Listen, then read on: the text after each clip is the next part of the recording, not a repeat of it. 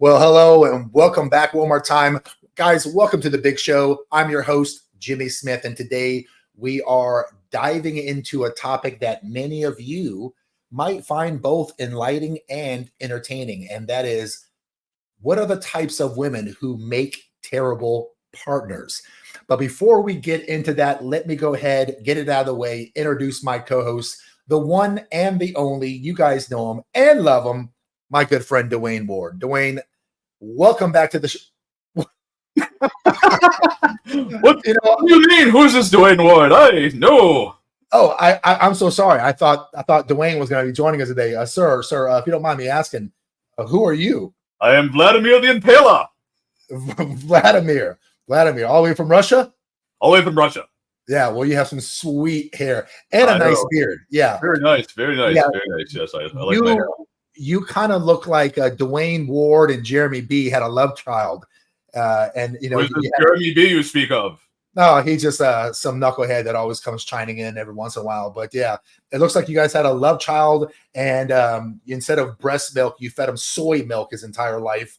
Yes. And he grew up in a Starbucks with a laptop. That's what you look like right now. Okay. Yes. Well, I'm gonna go get my distant cousin Dwayne Ward here. Hold on just a moment. Hey everybody, how's it going? Oh, that's no better. That's no better. Yeah. What? You now you look like Alvin from the Chipmunks had sex with Dwayne. You look like, and you both want to build a wall and make Mexico pay for it. That's what you kind of look like right now. Yes. All right. leave it to you to find some brand new program. It was so hard to keep, not telling you what I was able to do here. So yeah, you would think that after 63 episodes, I'd finally catch on, but I don't. You get me every time. Every time. That's every time. I bring it every single time.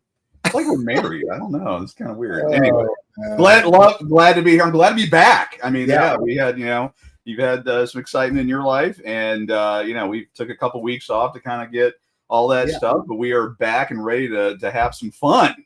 Did a little traveling over the last couple of weeks, and we're back in action. So we appreciate everyone out there being patient. Hope you guys like some of the videos we posted over the last couple of weeks. We decided to throw in some good videos from yesteryear. So hopefully you guys enjoyed them. But we are back, and we're here to talk about a topic that a lot of you guys are going to probably dude. That's what I said, Jeremy. That's exactly what I said. Oh Lord, this is going to be something else. This is going to be something else. Did you open up one of those? What's that app that all the kids use? What's the app called? Not TikTok. It's the one where the things delete after like 10 seconds. Oh, that's for that young crowd. I have no idea. Yeah. It has all the filters and stuff. Yeah, all the filters. Yeah, it's an app that does a whole bunch of different filters and all that. Actually, that app has been discontinued, and is able to patch it to where it still works and all that stuff. So here I am having fun. But before the show, I literally said to you, "It looks like you lost weight." Right? Yeah, and I don't know what. Yeah, I don't know if it's the camera, the angles, the lighting, whatever. But I did feel though. I don't know. Yeah, your face looks slimmer, man. I don't know what it is. Got the maybe it's the hair going up, and I'm doing that secret. Did you trip up or something? I did shave, so there was that. That could be that could be 5 pounds right there. So yeah, who knows? What happened to your face? So many people say that. So many people say that about me. They're like, God.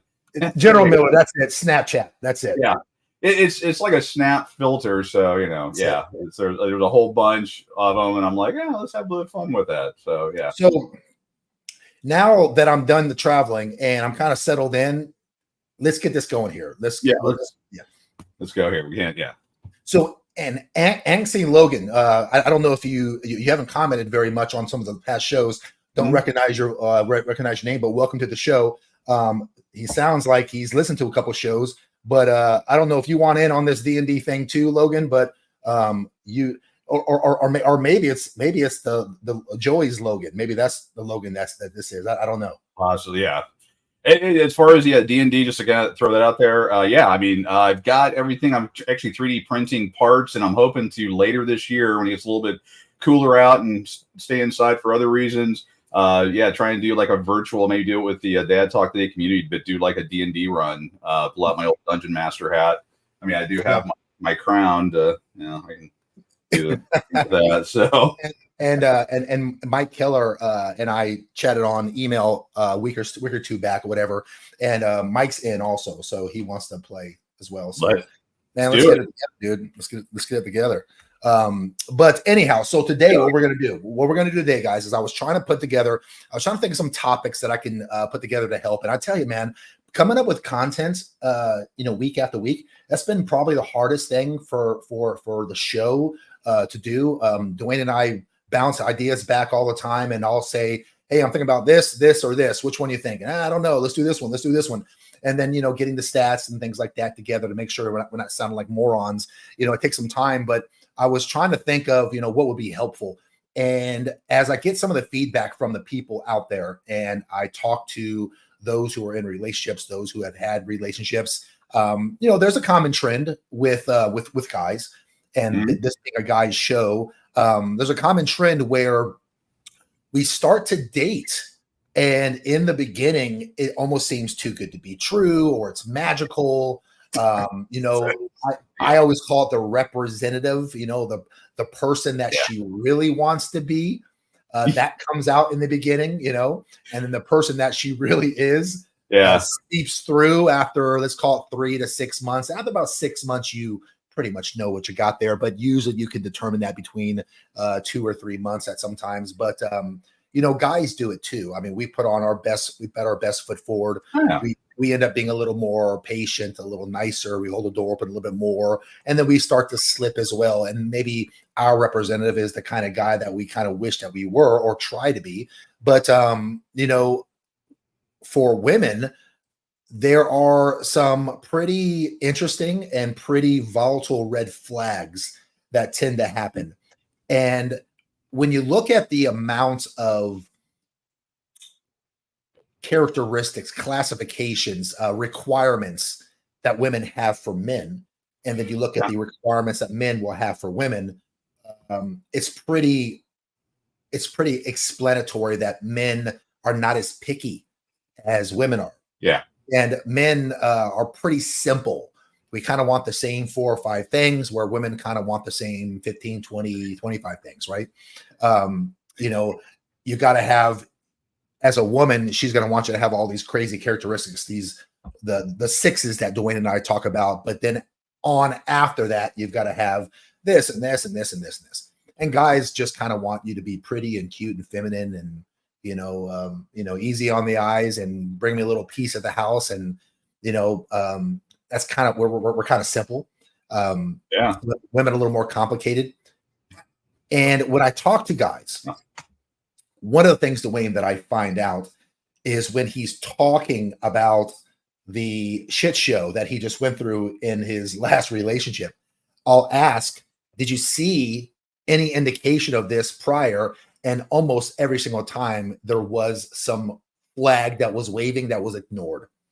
Oh, lots of them. Flags on the play like crazy. And I'm like, it was just a one-timer. Or she would try to apologize, or, I'll never do it again. I'll never do this horrible thing again. And then, just like clockwork. Yeah, man. And I think that guys tend to ignore a lot of red flags. And it comes back to bite us, man. It comes back to bite us a lot more than, let's be honest. How many times have we ignored red flags to where the red flags weren't that big of a deal and they just go away? It's the minority. When you see a red flag, you kind of need to address it right off the rip.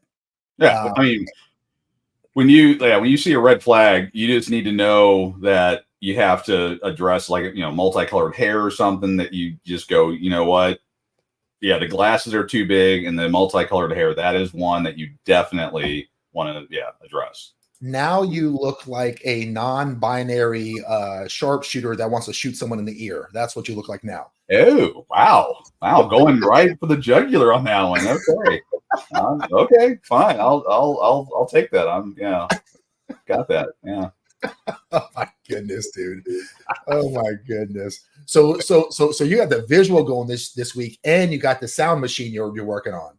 Got this, yeah, I got the soundboard. I had it mostly ready, and I didn't think that the path it goes through was the speakers, and it would cause all kinds of problems. So I figured I'd go ahead and turn out Lex Luthor.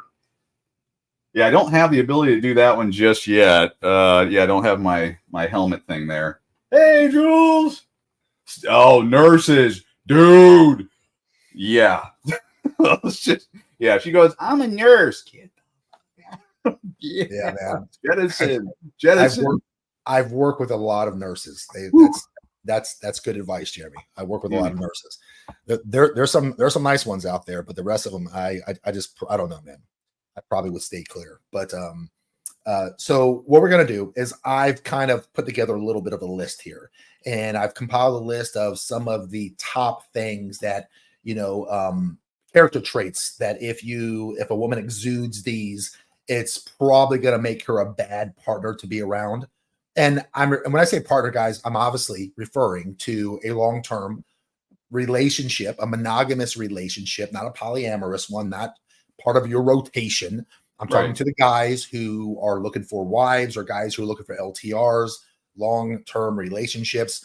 So if you're looking for a woman to be monogamous with, and you're going to take yourself out of the dating market and choose her, there's nothing wrong with that. It's a beautiful thing. I prefer personally that over having rotations.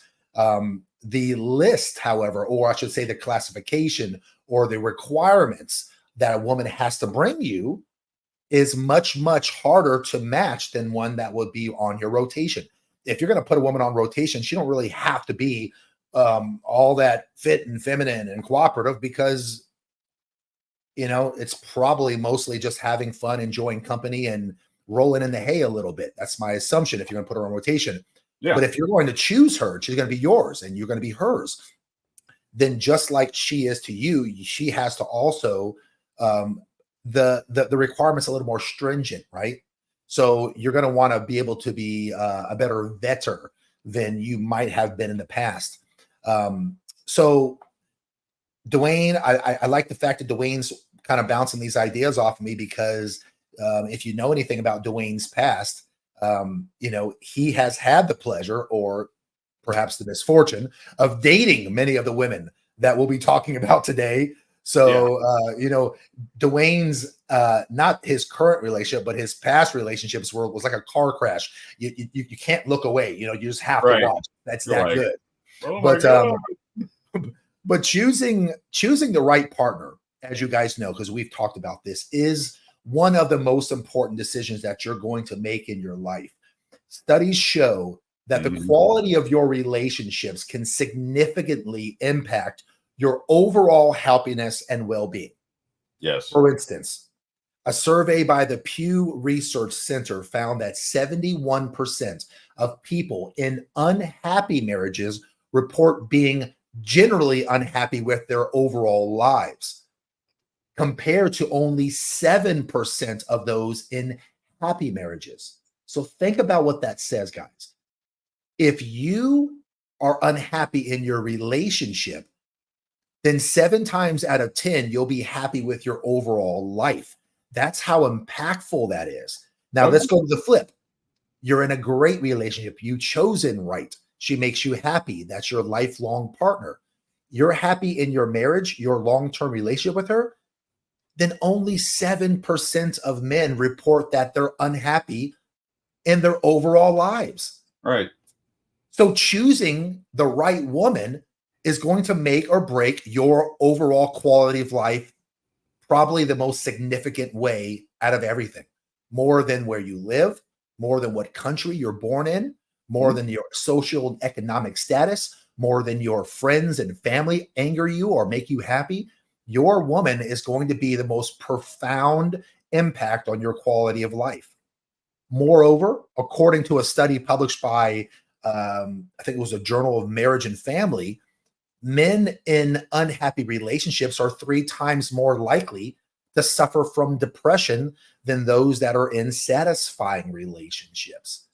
Yep. So it's clear that picking the right partner is crucial, not just for your love life, but for your mental health and overall happiness. So, Dwayne and I have put together a list of characteristics that you should watch out for when you decide to make it exclusive with one woman. I've compiled a good list derived from hearing about countless relationship stories and also seeing it firsthand in the women that I've dated in the past. What many of us wouldn't give to go back in time to warn our younger selves about the women that we're about to choose? What we wouldn't give.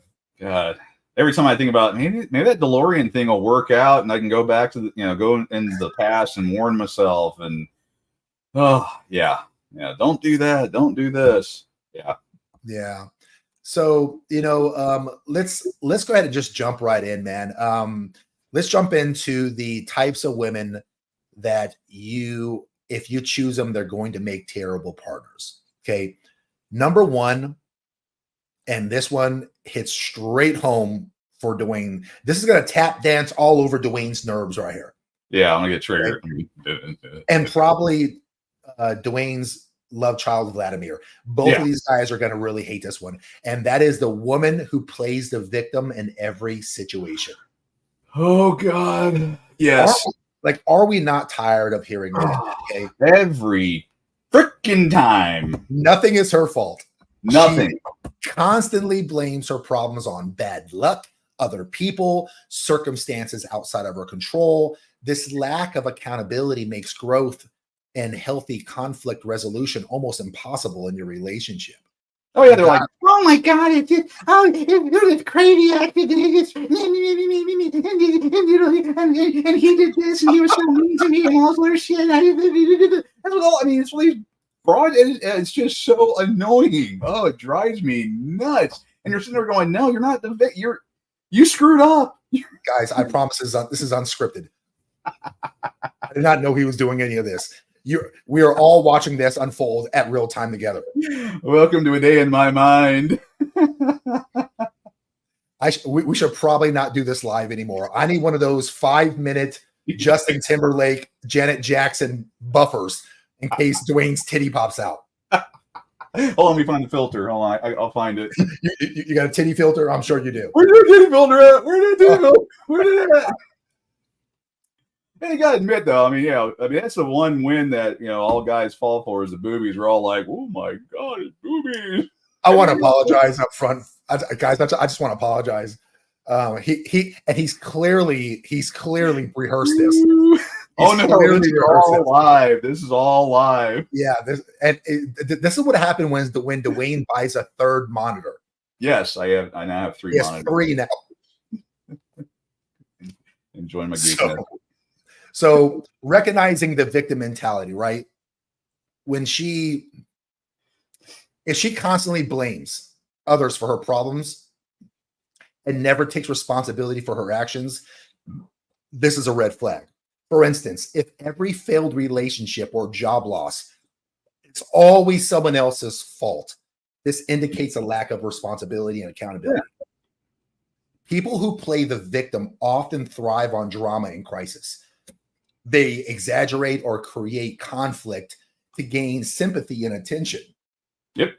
And if you notice an ongoing series of dramatic episodes that always paint her as the wronged party, this is a red flag. Victim blaming can be a manipulative tactic to control or even influence other people. So watch out for emotional manipulation where she tries to make you feel guilty or responsible for her happiness and well-being. And they always have a plan. I mean, they're sitting around like, how can I figure out how to, weave so I can become the victim and everything. It's scary. What was that? Was that like Einstein meets the Matrix? Yeah, it was it's like an Einstein thing, and just having the. Oh goodness! I just want you to know my heart's all for you. Thank you. I can tell you're really loving this episode.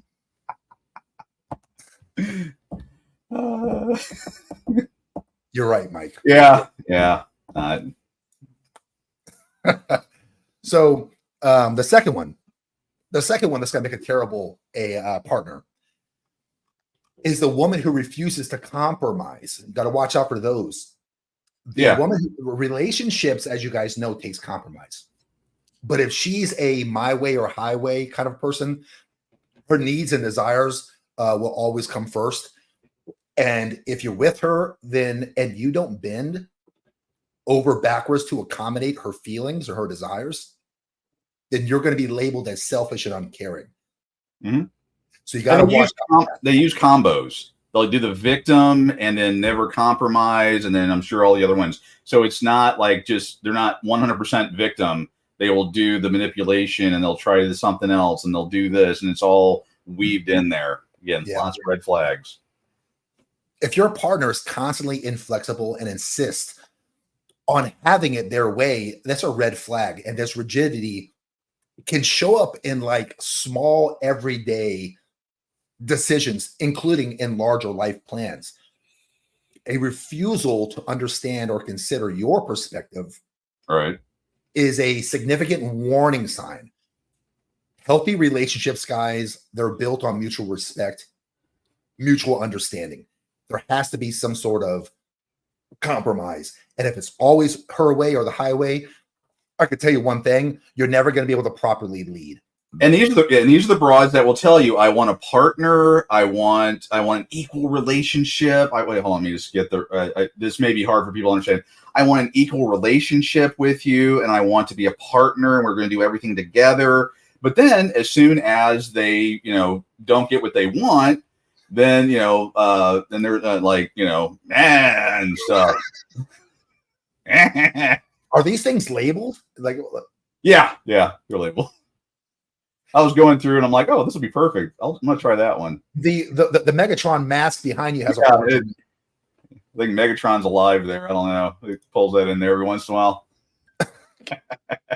Jeremy has a request. Oh, okay. Googly eyes. Yeah. Like, well, I can do the googlies. Can you just give that to him? There, Megatron behind me there, googly. Or I can just simply do the, What is that one?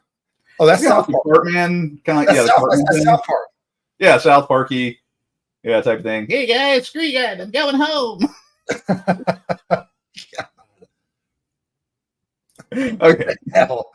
Oh my god, those are great. Don't know who I am anymore. I have no idea. Okay. Did you pay for that app, or did you find that? Is that free? It's a free app. I will show you how to do it. I would love, what's going to happen is after the show's over, this will be Jimmy the entire time. He'll put it on his profile. Yeah. I want to see what I look like with hair. Okay. I knew it was South Park. I knew it. I called it.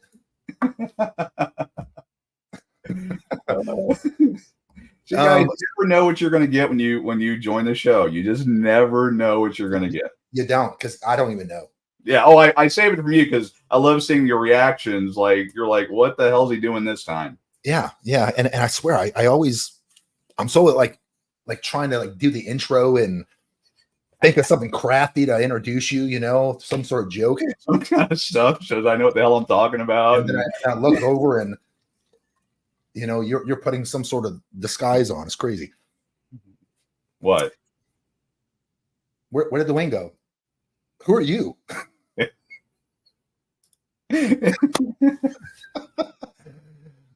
So the third one. Wow. The third one. We're off track here. Is the woman who is chronically jealous or insecure. Yes. Yeah. Just like, yeah. I said jealous, not joker. Sorry. I didn't hear you. That's okay.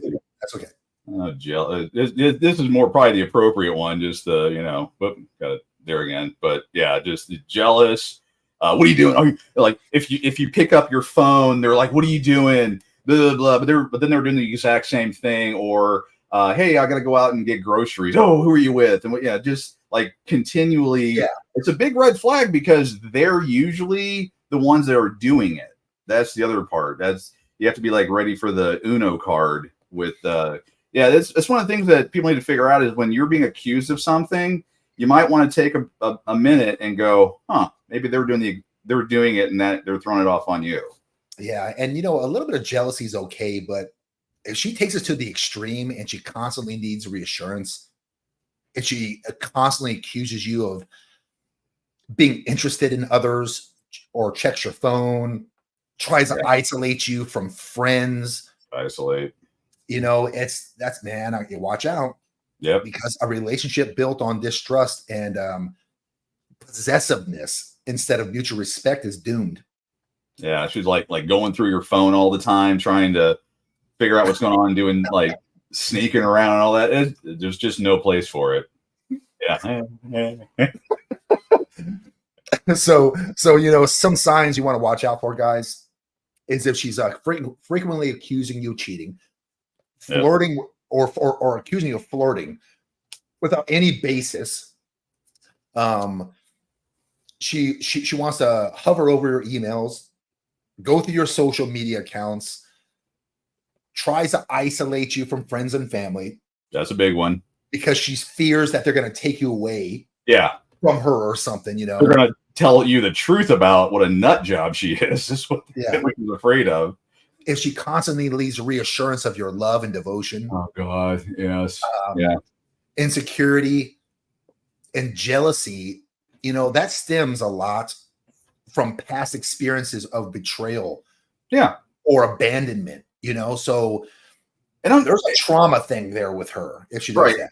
And and that's the thing. Like everyone, you're all mean to women and blah, blah, blah, blah. The girl's got some level of trauma. It's not your job to fix it. That's kind of my issue. I mean, different guys. Look at that one. Whoa, there you go, right there. Yeah, the world, man. That they're master manipulators. They are, man, definitely. Another one. Let me give you another one that you guys got to watch out for. The woman who can't be alone. Watch out for that one. Oh yeah. The one who just can't be alone. If she rushes from one relationship to the next, if she hates being single, this will often stem from like insecurity and the inability to be alone with her own thoughts. These relationships tend to be intense, codependent, and lack healthy boundaries.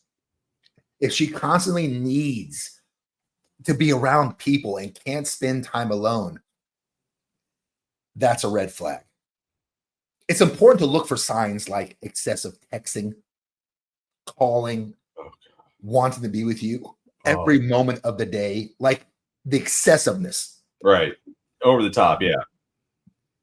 But what about the flip side of it, though? I mean, like when you have like the person that just wants to be by themselves, is that okay, or is that a red flag?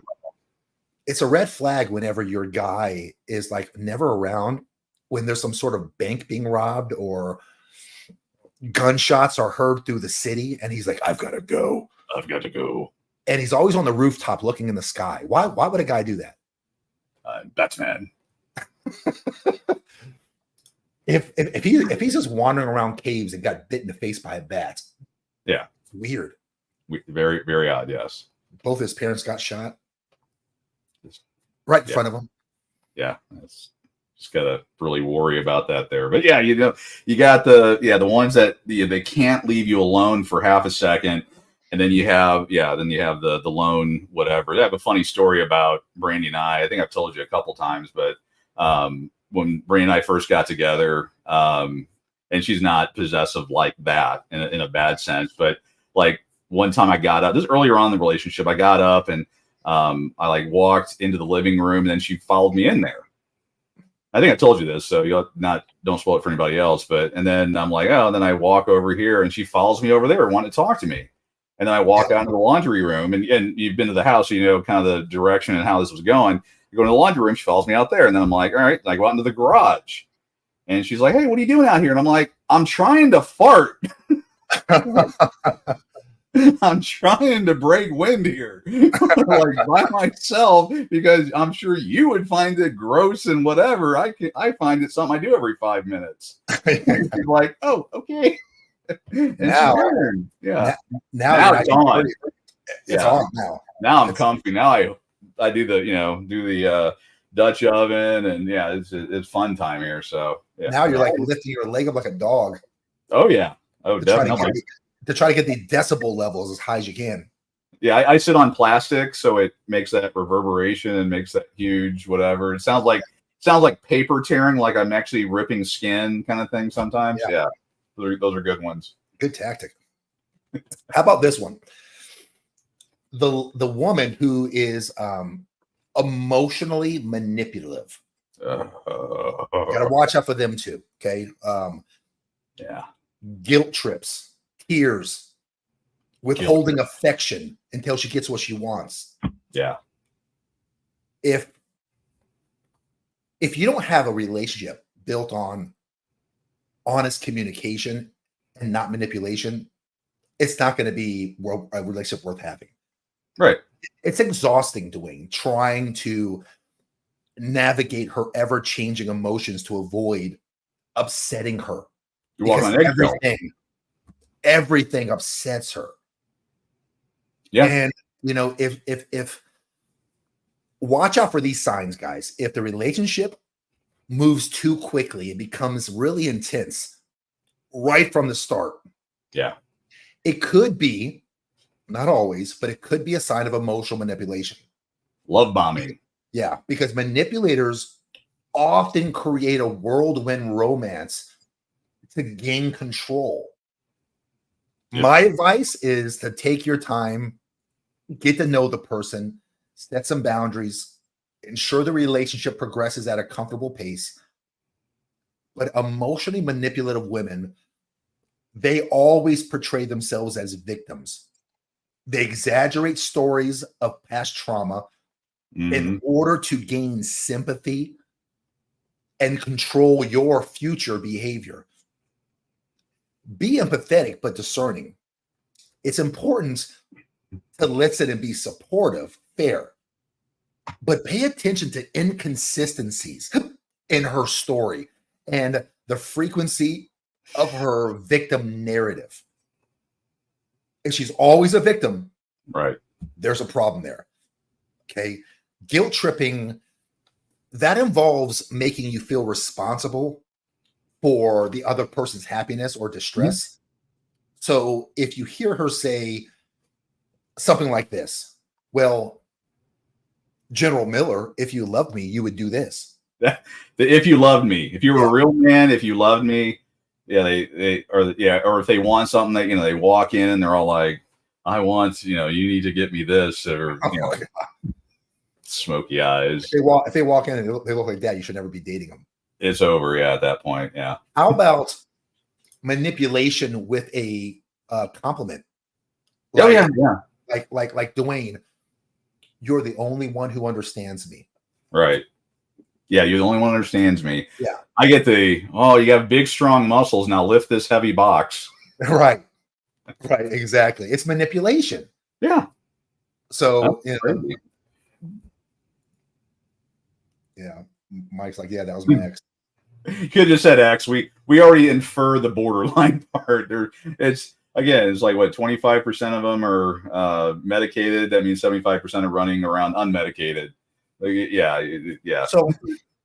So how do you? Because this one's one that a lot of guys often tell me that they go through. So how do we keep guys from going through this again? Like what advice would you give them? I would say, keep a record, man, of events and conversations. Trust your instincts. Yes. Seek external validation from friends or family during the times that she makes you feel confused or doubt.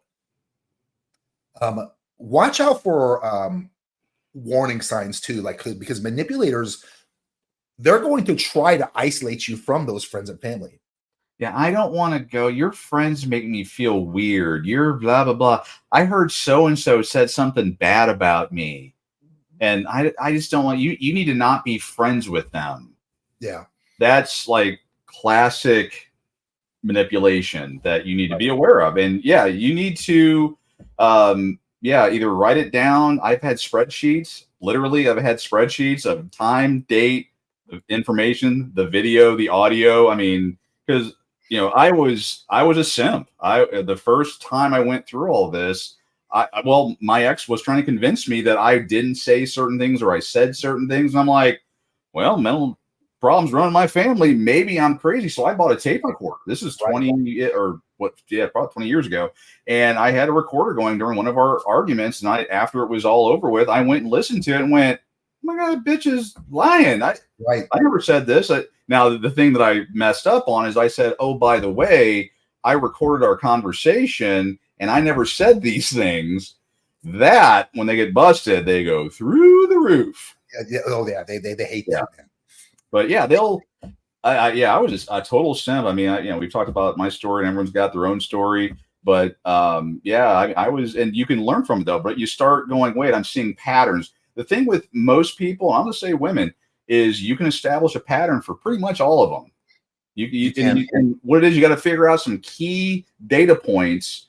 I mean, attack this like a guy would. Look at the logic, the facts, the data, and then you identify certain things like, right before fun time, this happens. Oh, hey, and then check the box and then spread it out on a diagram and say, oh, every time she gets me to, blow a whole bunch of money, I have that one somewhere. But, every time that happens, she comes over and gives me the smoky eyes and does this, or I finally, I've tired of taking the abuse from her family. So she tries to say this or say that. If you were a real man or if you were this, get those data points down and figure out when it's time to go, you know what? Not worth it. Right. And I've done that too in the past where I have recorded it because I would say things like me. What? Yeah, because I would, the same thing that you went through. I would say, that's not what you said. What you said was A, B, C. And then I said, you know what? I'm going to start recording the conversation.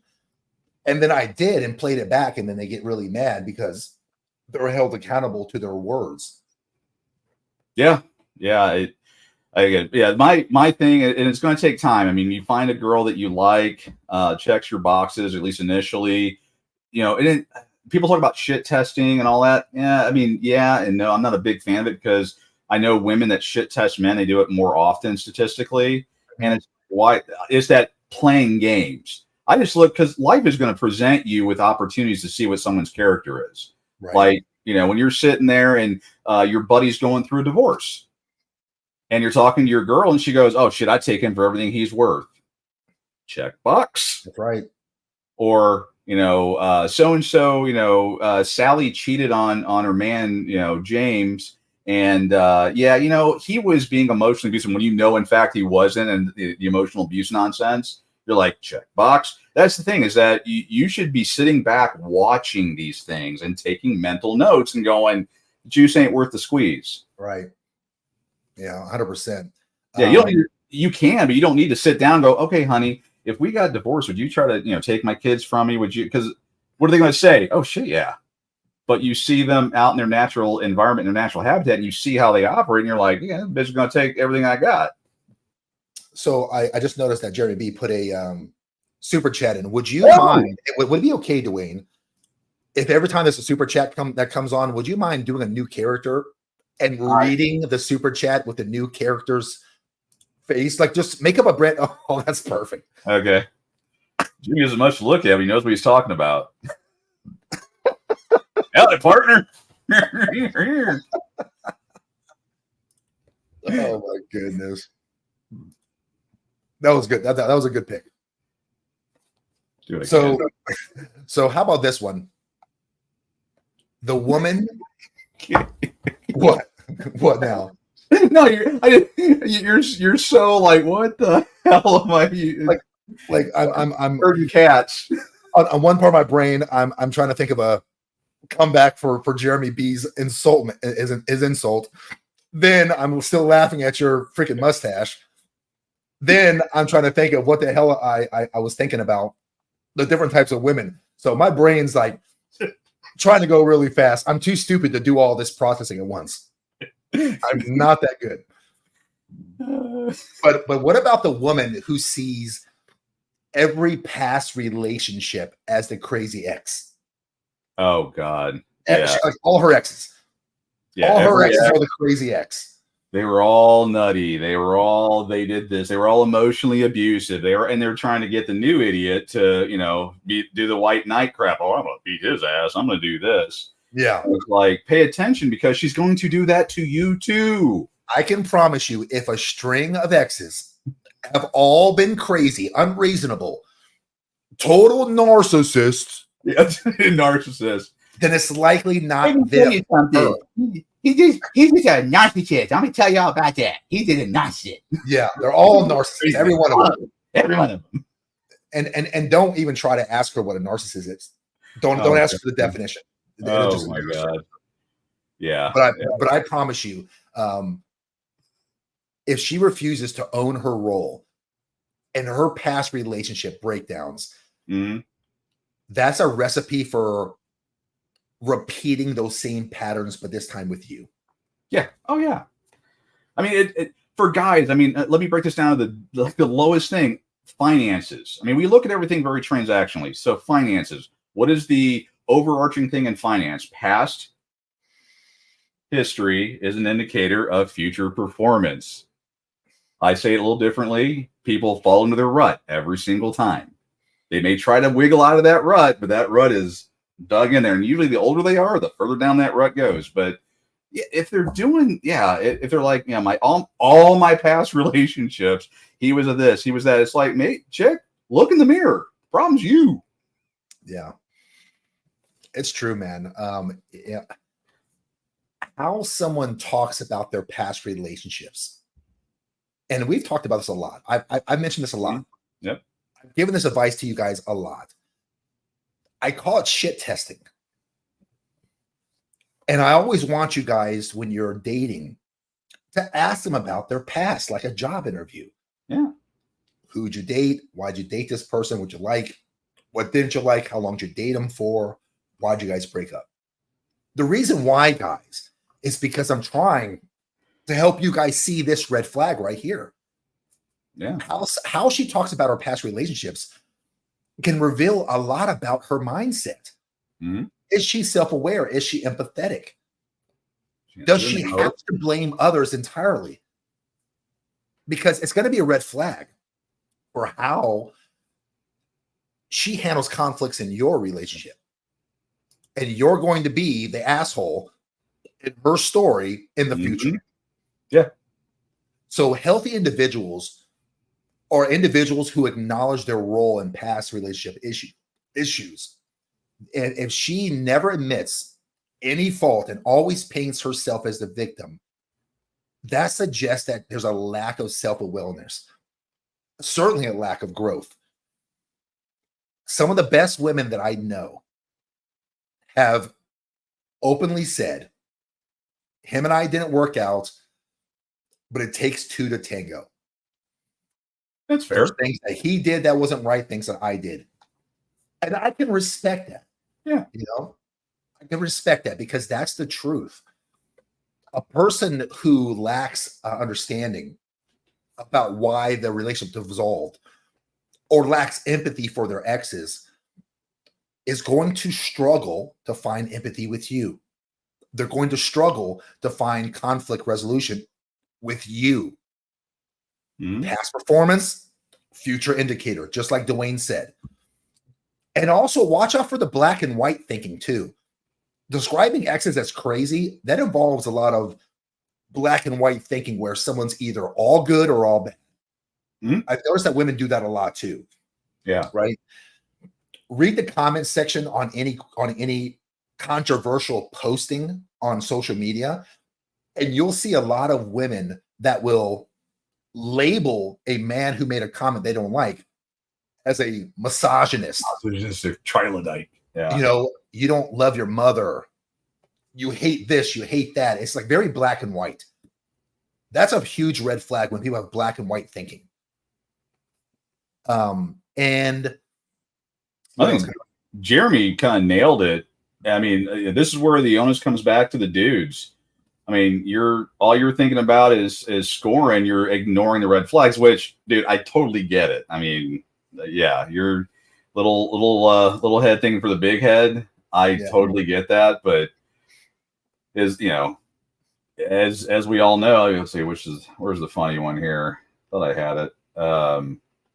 Yeah, it's somewhere in here, but this is more the thing. There is like, these women are like, oh yes, I get the money. I mean, we fell for it. We wanted a piece. I'm pregnant or whatever. That was like everyone's backdrop after divorce. Probably, or well, his ex-wives. Yeah. Everyone can probably agree with it. Yeah, this one here. That was like Jeremy B's ex-wife right there. It's raining money. Oh God, yeah. So, and guys got to be discerning. We've got to, I mean, shit testing certainly one way to talk about it too. Is just you never get into a long-term relationship with them too quick. Give them. I mean, you're saying 6 months. I'm thinking like second, third date. I mean, I don't know. Again, our experiences may be different, but you can kind of, and you don't have to ask them very direct questions. But when you're asking them questions, see if their stories line up. See if see what's going on. And like if she'd always dated jocks and then you're the nerd, figure out why. Is she like, well, I dated jocks and they're all whatever, and I heard about this nerd thing, and see what happens. It could be you're the safe guy. She's been riding the pogo stick for the last 30 years, and now she wants to settle down with the safe guy, and you're going to be Mr. Moneybags. You're the one she can treat like crap or whatever. Yeah, you just got to ask those questions. Yes, Mike. Jeremy's ex had a beard. Jeremy said he was a real pain in his ass. So also watch out for the woman who has to be the center of attention. Women who have to be the center of attention, that's a red flag too. Okay. These are the women who strive on drama, needs all eyes on her. She will sometimes interrupt conversations. She'll make everything about herself. Sometimes they even purposely stir up conflict just to get a reaction. Mm-hmm. It's impossible to feel like an equal partner with someone who is hyper self-absorbed with their own self, right? Yeah. The need for constant attention, that stems from like an underlying issue of a low self-esteem, insecurity, past trauma, things like that. Oh, it's all spaghetti. I mean, it's all in a row, and there's not. I mean, guys, we think like waffles. We compartmentalize stuff, which is great in a lot of things. Women are a lot like spaghetti, and a lot of stuff is interwoven. You're not going to get a victimhood only. You're going to get victimhood with a little side dish of manipulation. How that works. One good way, guys, that I like to vet my chick is to bring her to a social event. Oh. Pay attention to how she acts in social events. Does she dominate conversations? Does she interrupt others? Does she become visibly upset when she's not the focus? Is she at the bar drinking? Is she dancing when it's inappropriate to dance to make sure that everyone looks at her? These are all behavior. Bang, bang, bang. I'm having a great time. Look at me. Yeah. Overly flirty, disrespectful, just not someone that you would be proud of. So be careful with women who have to be a center of attention. Yeah. I've dated a few of those women. It is not fun. These women, guys, honestly, recreational use only. It's hard to make them a girl. Yeah. These women don't really qualify for long-term girlfriends. Well, think about what you want in a woman. You want a woman that's attractive, that's, that is respectful to you as a man, that, has those conservative values, quiet, respectful. I mean, again, we have a very low threshold or a very low thing of what we're looking for. And if she's got to be the center of attention, acting like a complete idiot, you're getting the wrong girl. You are. Good. Have fun. It's like, fat, riding a fat chick, fun to watch, but, don't tell your friends. It's like a moped, they're fun to ride. The next one is one that personally gets under my skin, and that's the woman, or even to anybody, to be honest, but we're talking about women that are terrible to date, but this is the woman who refuses to apologize or admit when she's wrong. Oh God. Mistakes are going to happen on both sides. But if she takes any admission of fault as a sign of weakness, she'll twist situations to paint herself as the victim. Yeah. Even when she's clearly in the wrong. Relationships can't grow without two people taking responsibility for their actions. So pay attention on how she handles conflicts and disagreements. If she constantly avoids taking responsibility or shifts blames to others, this can be a red flag. Huge. Establish your boundaries regarding acceptable behavior and let her know that taking responsibility is important for the health of the relationship. That is and that continuous refusal to do so is not acceptable. Yeah, you know, I've talked about this a number of times, but yeah, their lack of ability to apologize for doing something wrong. I mean, for guys, I mean, I'll just speak for me. If someone wrongs you, the first thing they should do is, apologize for the bad behavior, promise to not do it again, best of their ability, and then move on. That works the first time or two. I mean, if they keep repeating it, then obviously, but yeah, what I've seen, and again, statistically, personal anecdotal evidence is that for the overall they will not apologize if they've done something wrong. They will refuse to see it. They will, put on the smoky eyes and try to use the old let's have sex to forget about it and change your mind, which does work. I'll throw it out there. We're dumb, and then they go right back to doing it. But yeah, a woman that won't apologize, low quality, no quality. Yeah, and so Deborah chimes in and says, "You guys must be dating high school girls because at your ages you shouldn't be having to deal with all this crap." Yeah, I wish we weren't, and unfortunately, that is what's out there. Deb, it's what's out there. It really is, and I don't disagree with you. Guys should not be dealing with this crap, but I'm assuming that Deborah is a person who dates men, right? And so as a bunch of guys who date only women, Deborah doesn't date women, I assume. 2024. Deb, I mean, Deb, I tell you, this is common. Yeah, I don't know who Deborah is, but if you're a more mature woman, please start training the younger generation. That's where we've lost a lot. Is these women are growing up to be boss bitches, as they call themselves, and strong and independent. Although I see nothing of that, and they're not being taught by the older females. That's one of their. Actually, it's one of the older females. That's their job. Yeah, is to be training up the next generation. But what we have today is, women with body counts out the wazoo. They're strong, independent, which is they're neither. And they're, they have to be in control, and they have to be the ones that start the fights and run their mouth and all that. And that's where we're at. And men are just going, you know what? Deuces, I'm out. I'm not going to deal with it. So to your point, Dwayne, I mean, if Deb is saying, "Hey guys, you guys shouldn't be dealing with this kind of crap," tell them to kick rock kind of a thing, and then I have to assume that Deborah is a better quality woman that is baffled that there are women out here that fit the description that we're talking about. So if that's true and Deborah is better than the rest, Deb, then we need women like you out there teaching. We need this, you and your voice, and women who are like you. We need you guys out there teaching this younger generation to women to act right. And it's not just the women either, Deb. I mean, I promise you, there's guys out there who exemplify a lot of what we're talking about. This is just typically a guy's show, so yeah, trying to help the guys, understand. But it definitely goes both ways. I mean, there's these guys out there that I mean, these guys exist. Totally, and no one's ever saying, oh, in the history of history. But when you look at the percentages and the data, and of course the show, it's going to be women that are the ones that are doing this. It was the glasses. Is that Chad? It's a Chad. Yeah. Fuck boy. Yeah. I think, I don't know. I'm too old to know if this is young and hip. I don't know. Well, Deb actually said it for me. Yeah, it goes both ways. Yeah. The pool of men and women that see avail. Yeah. True. Yeah. True. And I get it. And that's what people should be doing. They're just walking away. Yeah. Walking away. if she can't admit when she's wrong, that's gonna come back to bite you guys.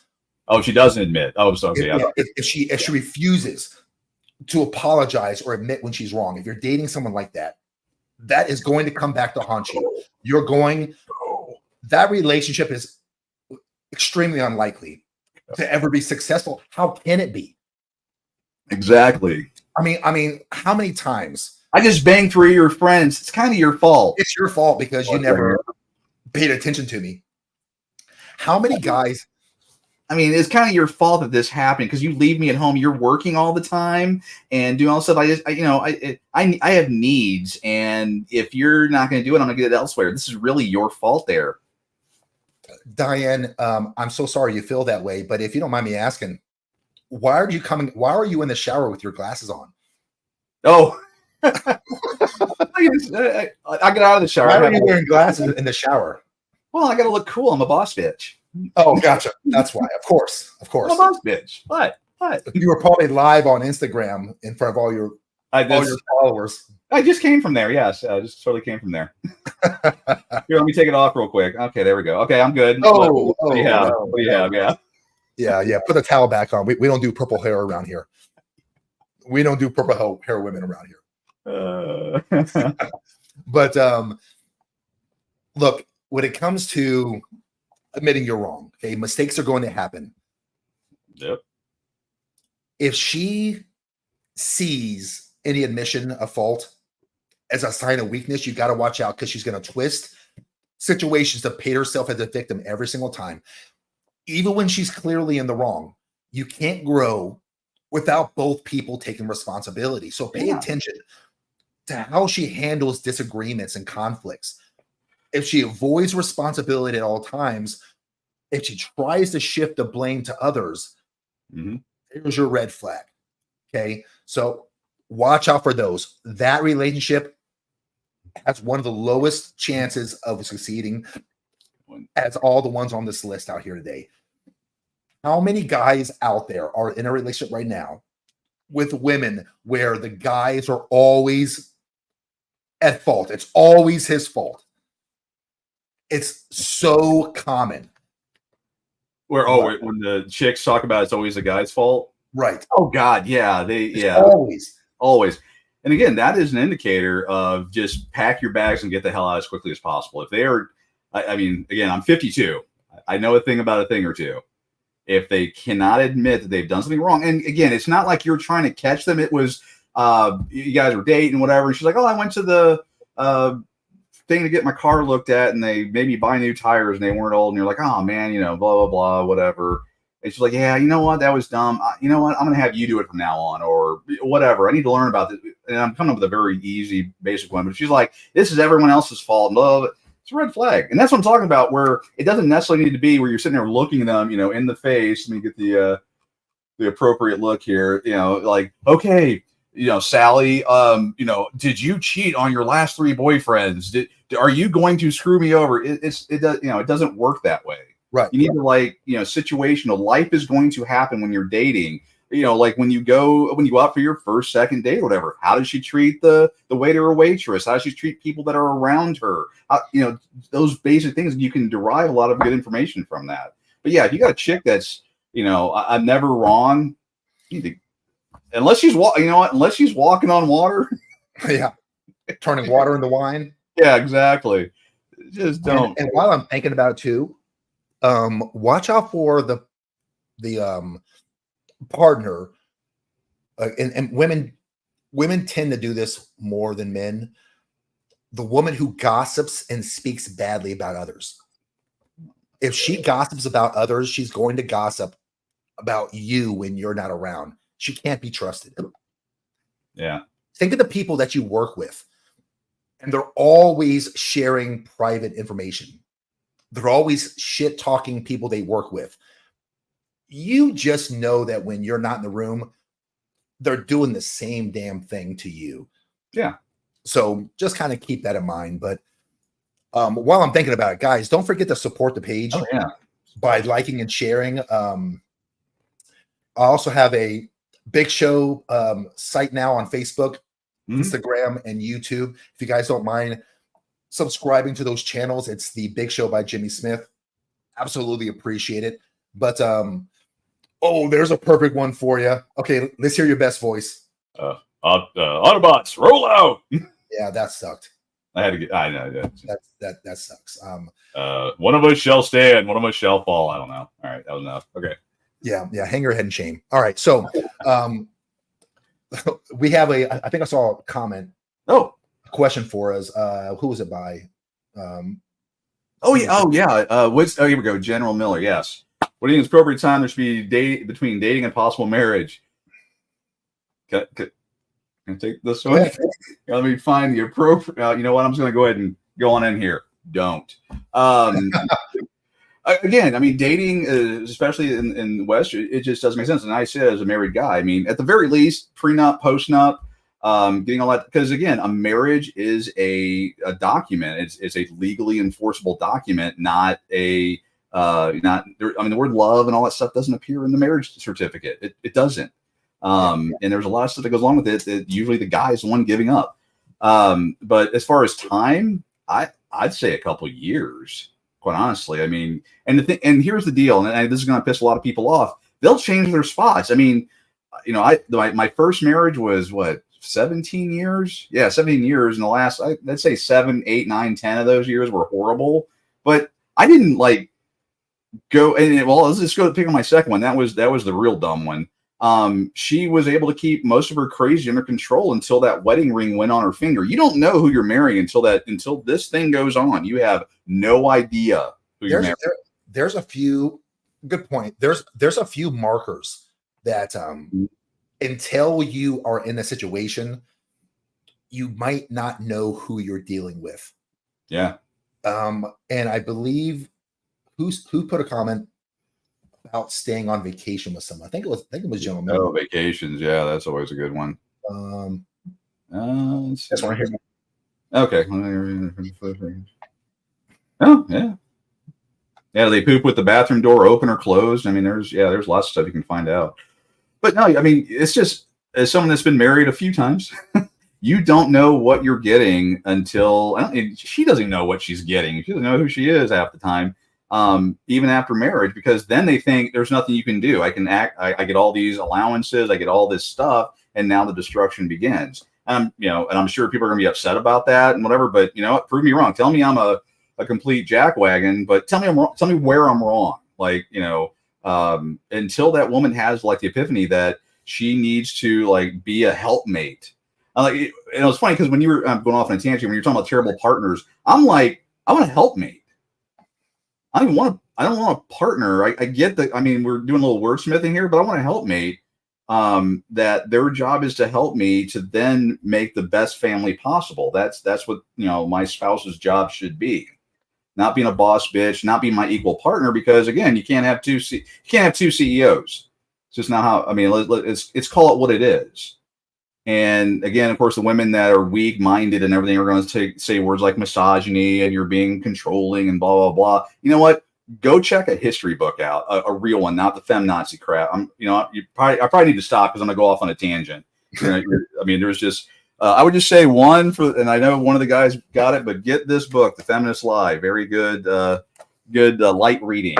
It'll give you a lot, and I've read a lot more than that, but I forgot where I was even going with all this stuff. But as far as marriage, how long should it take?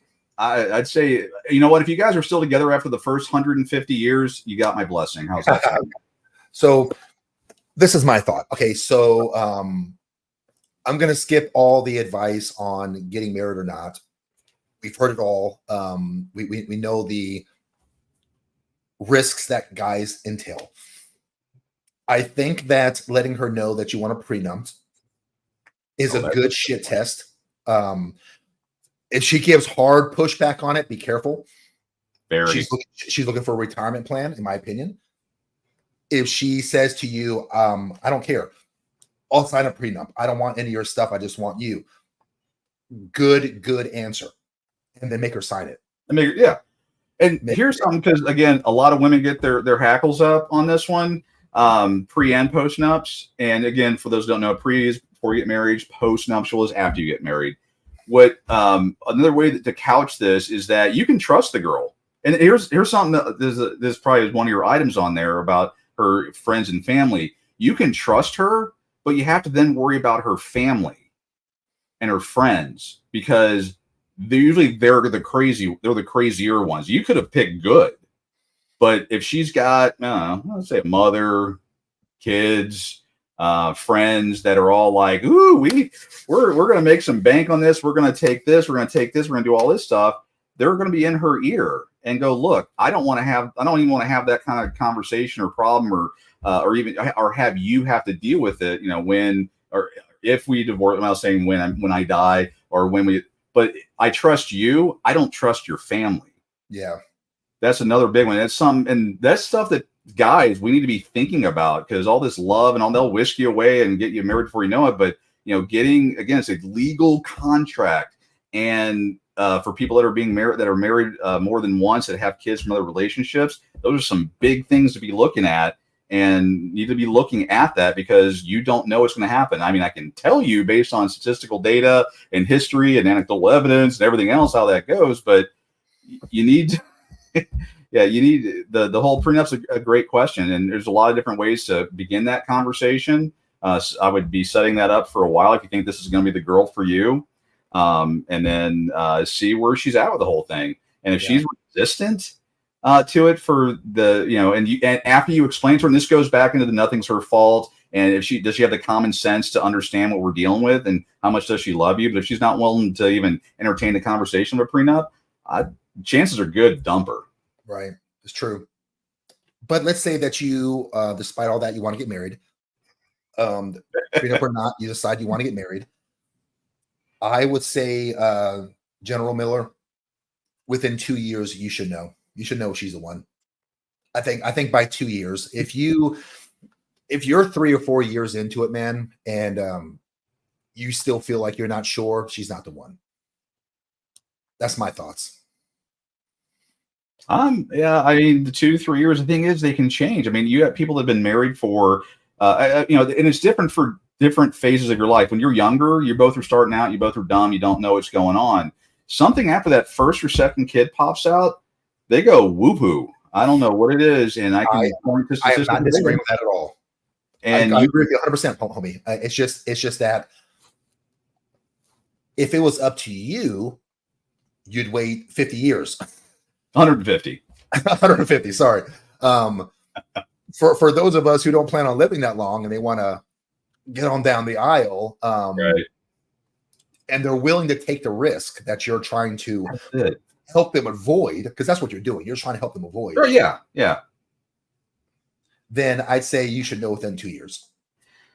Yeah, 2 years. It's gonna. Yeah, I mean, 2 years is a hell of a lot better than 3 months, 6 months, or a year. I mean, getting a couple years. You've had some seasons. You see how crazy she is with Christmas. Oh, you know what? Fun story. My current spouse, she wanted and got 7 Christmas trees in one house.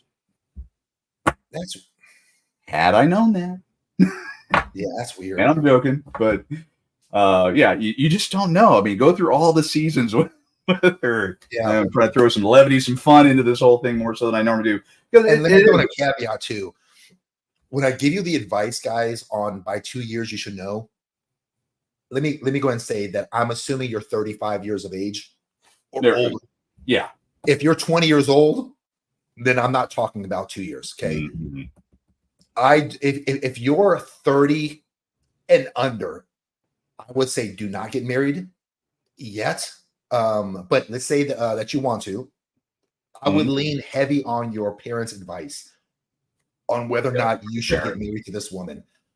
Yeah. Because you don't have enough experience and wisdom to understand female behaviors as well as you're going to 10 years from now when you're 35, 40. Yeah. I'm 52. I still understand female behavior. So there you go. Yeah. And I study this stuff. Actually, we got Jeremy B had a thing I'm trying to find. Let's see if I can do my. No, that's not going to work. Is that you an ice cube? That's an ice cube. Yeah, it kind of frames it in here. How about we go there? There we go. All right. So let's show that one. Let's say, Dwayne, how did you decide to get married the third? I actually have no faith in my ability to look past the red flag. My second marriage was way worse than my first. Prenup is a must, or I will never be able to retire. Yeah. You've talked about, yeah. I mean, those are concerns, that you have, and that's where I get into that whole. You can trust the person that you're with, but you can't trust. You just can't trust their family members or friends. That's what I would definitely insist on a prenup. Definitely. Let's see. Even Deborah agrees. Brooks, absolutely, yeah. And here's the thing. This is where they do they'll do the opposite.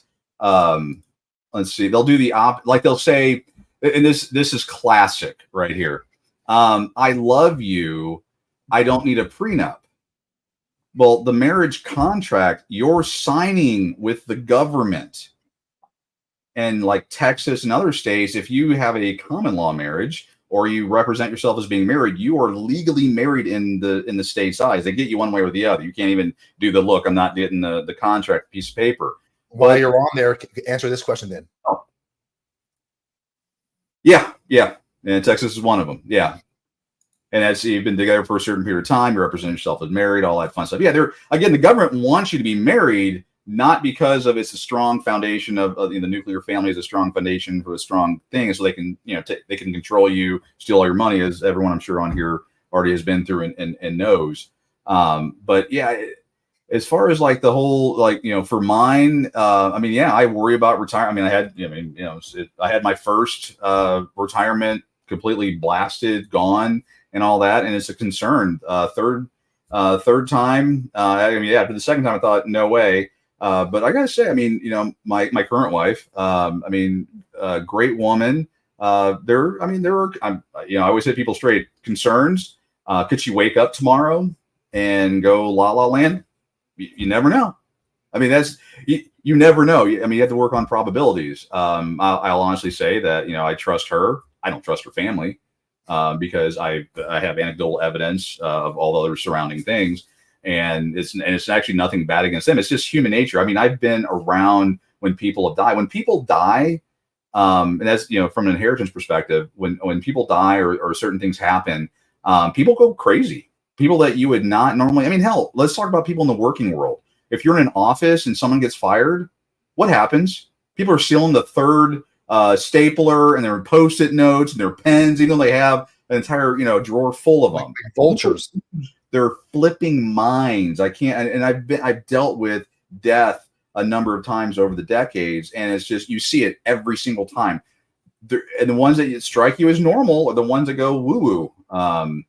But I would say, Jeremy, I would say definitely prenup is a must. You know what? I'll just go ahead and give some honest information. I wrote my own prenup for my second marriage, and that worked out pretty well when I booted her ass out. Yeah. And it was, I should show what was on there, because I had a section where I could talk about the things that are important to me and things that were important to number two. And mine were fidelity, being my partner, still using that dumb word, and stuff like that. Hers was if I got fat. Really? Yeah. In there?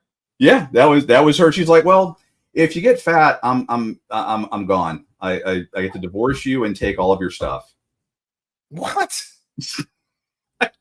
Why is it that if you get fat, she divorces you and takes all your stuff? How about if you get fat and she don't like you, she just grabs the shit that she came with and leaves?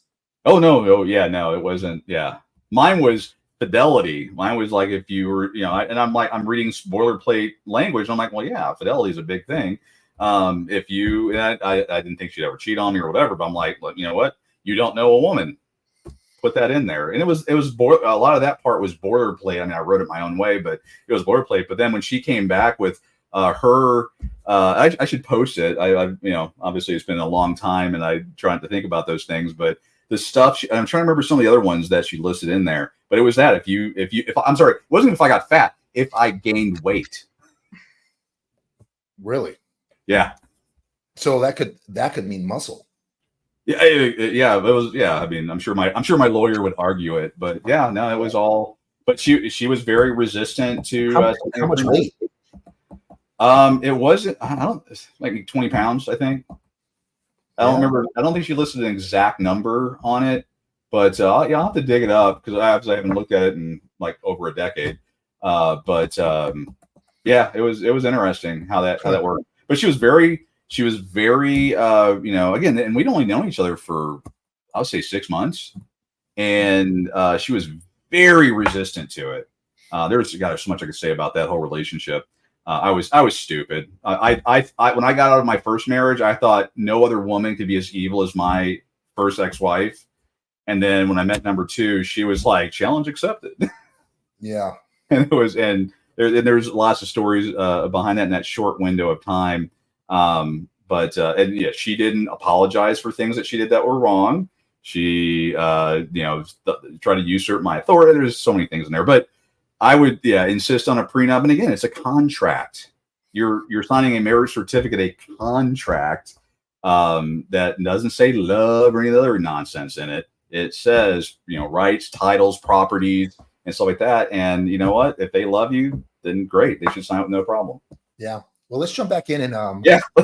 help these guys figure out how to vet the good ones. Guys, be careful of the woman who never has anything positive to say. Some people are naturally more pessimistic than others, but there's a difference between that and being chronically negative. Mm. So if she complains about everything, nitpicks, rarely seems genuinely happy, it's going to drain your own positivity. Oh, yeah. Relationships should uplift you, not drag you down. So just be careful of the woman who never has anything positive to say. And that goes good for picking friends too. Well, what about like for stuff that you do? I mean, guys, generally we're more actionable. We do stuff. We fix the car. We do the whatever. And if she's critical or has nothing ever nice to say about stuff, who you are and what you do, that should be a big red flag. Yeah. A woman who criticizes you constantly is a red flag. Oh, and it gets on my nerves a lot, me personally, because it makes the man feel like you're telling him that he's unable to lead and make sound decisions. So, oh, you're talking about my nuclear option. You question my authority or my position in the household, hit the door. Yeah, it's a sore spot for a lot of guys. Having been, again, I was a simp. I was a card-carrying simp my first marriage. Second marriage was like I was going, wait, two of crazies just like that. And the third one, I'm like, yeah, I ain't playing that crap. And that's unfortunately the way you have to be. They're like velociraptors, always testing the boundaries.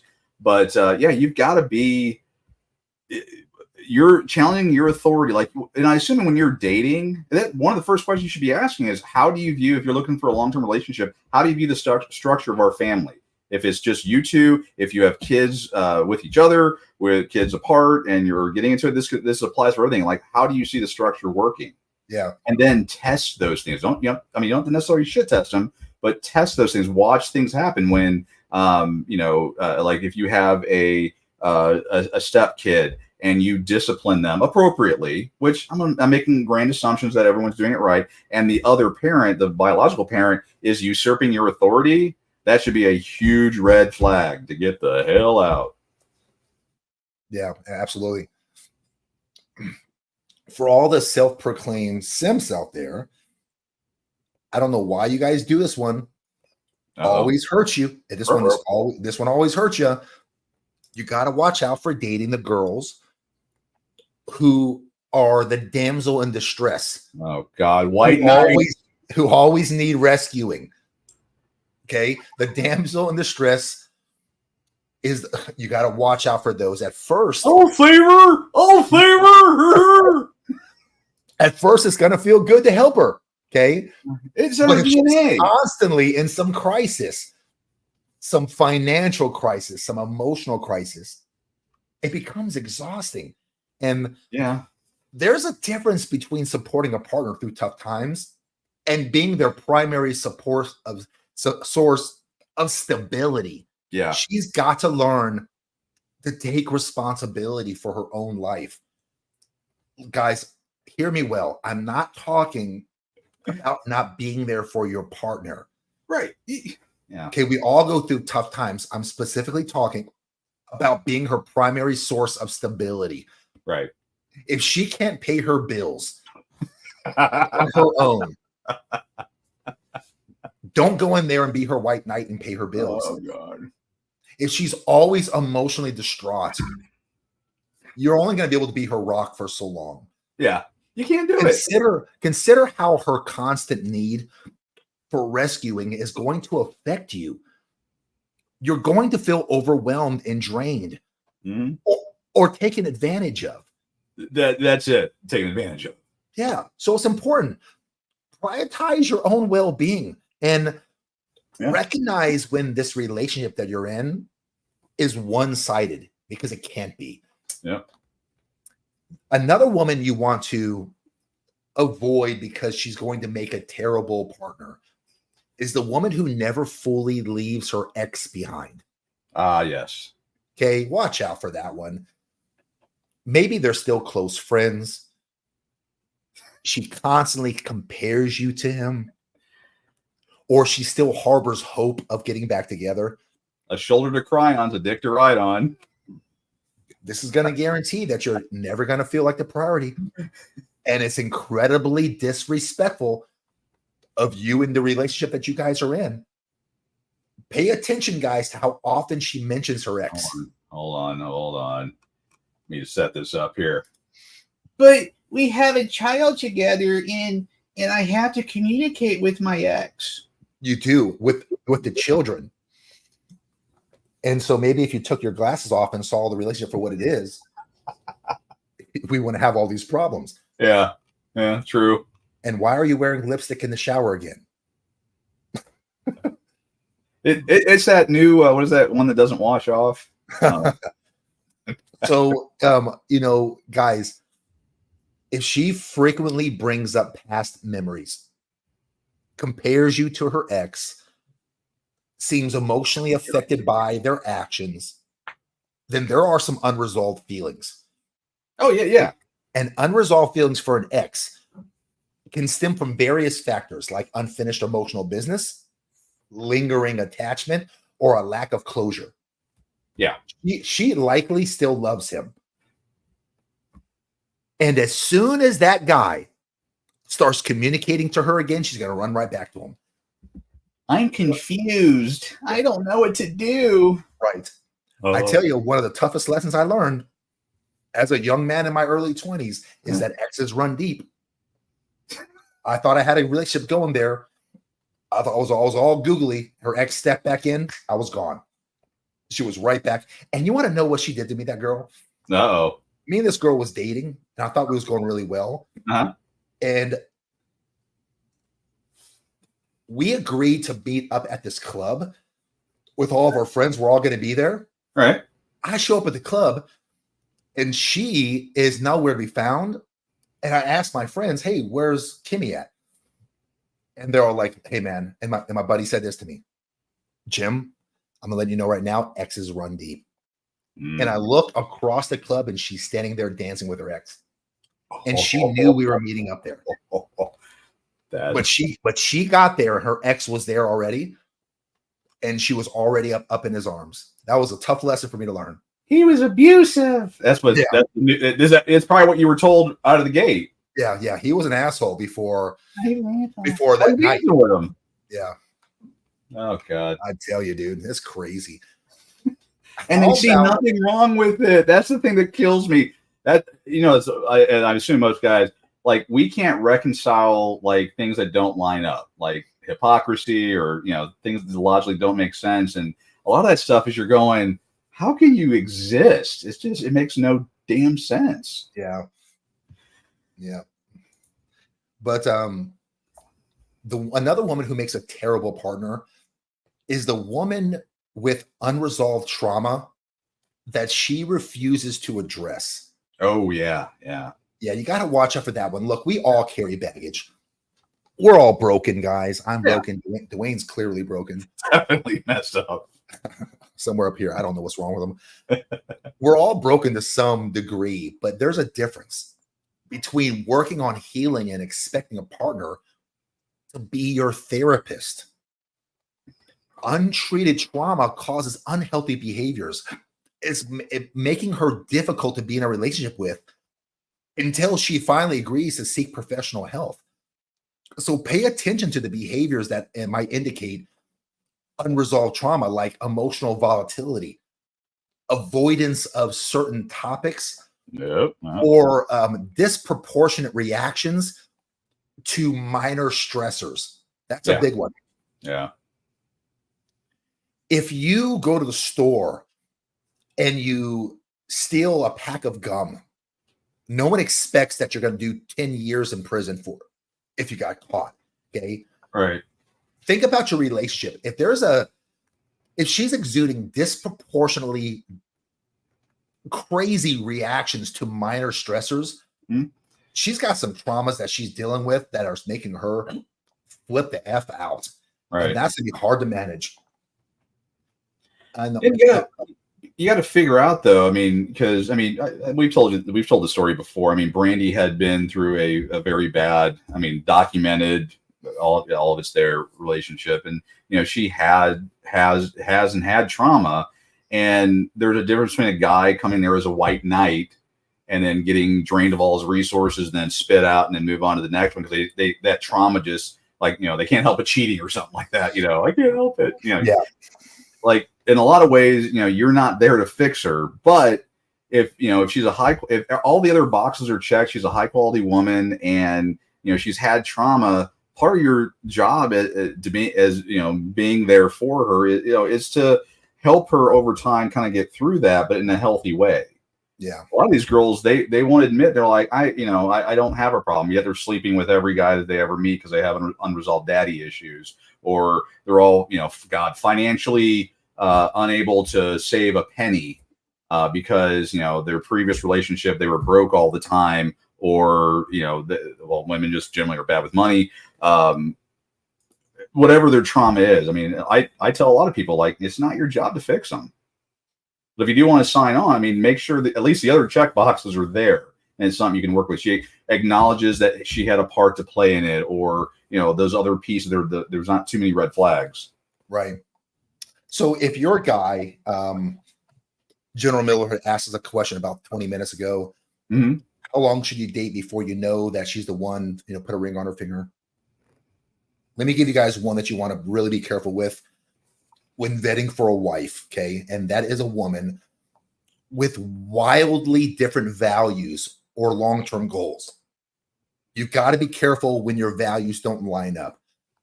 And they're widely different. Are you talking about like finances, morals? Yes, I know you're a conservative, so if I show up like this, I'm sorry, I can't. That exactly, I would say across the board, if they show up looking like this, gone.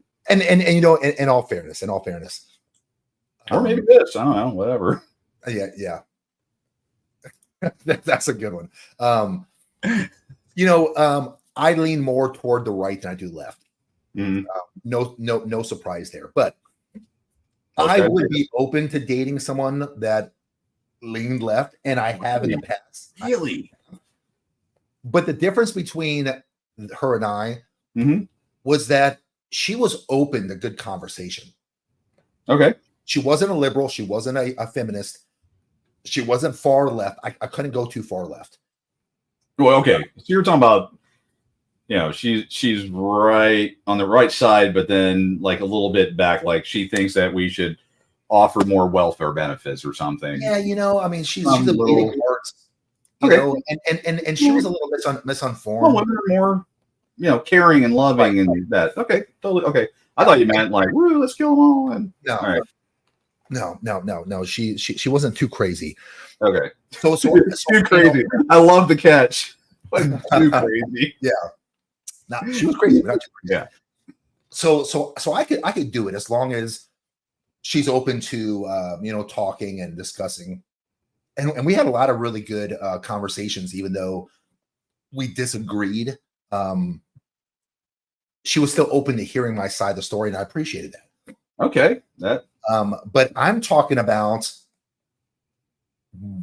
wildly different values in family, money, Oh, where you want to live, religion, oh, and politics as well, if they're wildly different.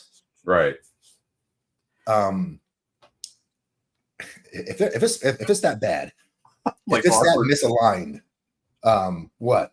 I'm like, I'm going like finances. Men are, at least you should be concerned about your future retirement. Making sure that the family. Because again, we're primarily, at least in my DNA, is take care of the family. Our job is we put family first ahead of our own whatever. Which women don't have that same thing. I mean, it's painfully obvious. I can't imagine anyone even arguing about that. If you do, you're wrong. But like women, if you find a woman that spends all the time, like can't rub two nickels together, stuff like that, that you're going to have huge issues because your goals are, look, I want to make sure I'm not eating Alpo when I'm 70. I want to make sure I leave a legacy to my kids. I want to make sure this. And then if the woman that you're with is like, woo, I can't have a nickel to my name and is always broke, or hey, I bounced a check, or you're going to have those struggles because it's hard for them to fix that. Well, I would say impossible, but it's hard for them to fix that. You're not going to have a good relationship. It's going to drag you down. And also think of this too. I mean, women are survivalists. They're going to try to survive because they can't manipulate the world like men can, right? So if they're very, very liberal in their spending and they're not conservative in their savings, they're likely to attach to a guy who has his act together because it's a parachute. Yeah, exactly. That's why the prenup and all those other pieces fall in place. You got to be careful. It's hypergamy. I mean, we talked about it. Look up hypergamy. There's a great cartoon that explains it, and it's their nature. Some of them fight against it, but for the big part, they all want security. I mean, don't we all? But they want security. And when they get a hold of the nerd, or they get a hold of the guy that's got all of his crap together, they're going to glom onto that. But then they're going to get bored, and they want excitement. I mean, they want the security of the guy that's got the 6-figure income and or has a place to stay and all that stuff. But they'll go ahead and bang Chad that's a complete loser. Craziness. It's nuts. So guys, if you're looking to be a husband, then I'm assuming that means that you already have your values intact. You know where you're aligned, where you want to go. Understand what your core values are and how they're going to align with hers, because core values often include beliefs about family, career, religion, lifestyle. Oh, yeah. And significant differences in those areas can lead to conflict down the road. So have that honest conversation about your values and your long-term goals early. Vet early, okay? Right. But don't say, I'm a ultra conservative, I'm a Bible believing Christian, I'm a this, because they'll attach themselves to that. And let's face it, they're delusional to where they believe it. Yeah. I have talked to, I don't know how many people, well, let's say women, that are like, oh yeah, no, I've had them tell me I'm a card carrying Republican, conservative, this, that, and the other. And I'll ask them some of my favorite questions. And they're like, oh no, we should, do this, or we shouldn't do that. And I'm like, but that's not conservative values. That's very liberal values. I'm not even arguing with you on the right or wrong. I'm just saying you're this, but you're actually, all of your actions are this. At least be honest with yourself. And that they can't do that. If your values don't align the way that you want them to, it could still work as long as they are not too far apart.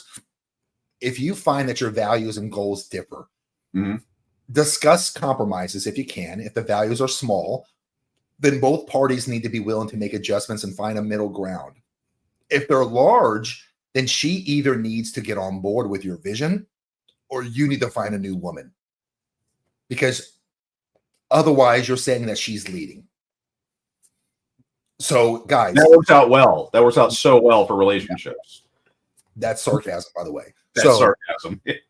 So, and generally speaking, and widely known, that women are looking for a man to lead. Yet, to Dwayne's point, there's a lot of women that still want to do things their way. Yeah. And a person that I respect a lot told me once that you're not leading if you don't have any followers. And those were wise words. And it really got to me because I was talking about being a leader. And she told me, she goes, Jimmy, I understand you want to be a good leader, but are you a leader if you turn around and no one's following you? And I went, no. She goes, exactly. So even though you're marching and you're going down that road, you're waving your flag and you're got your sword and you're going charge. If no one's following you, then who the hell are you leading? And how likely is your woman to follow you if your values widely disagree with each other? Yeah. Right. So this next one, easy one, guys. If you don't know this one, you shouldn't be dating, but the woman who will make a terrible partner is the woman who's disrespectful towards you or others. Oh God. You guys, I'm not gonna spend a lot of time on this one because damn it, you should already know it. Logan, don't date women who disrespect you. Logan's one of our younger listeners, digesting the information. So disrespect includes rude comments, belittling your accomplishments, dismissive behavior, treating service workers or strangers poorly. Disrespect is a sign of low character, and it will poison your relationship. Oh, you missed a big one. Which one? Correcting you in public. Oh yeah, you did. Yeah. If that's an immediate find your own way home. Yeah, that's a bad. Out.